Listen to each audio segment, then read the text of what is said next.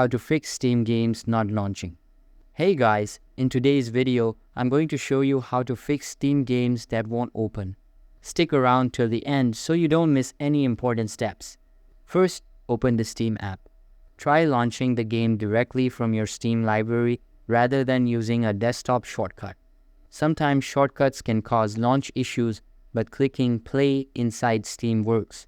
If that doesn't help, close Steam completely.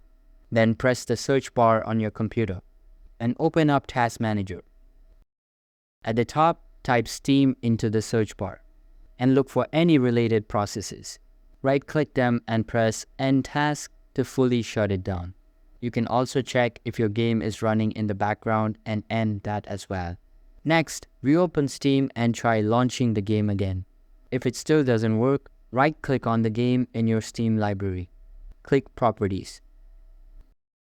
Go to Installed Files on the left, and then click Verify Integrity of Game Files. This will fix any missing or corrupted files. If it still refuses to open, right-click on the game again.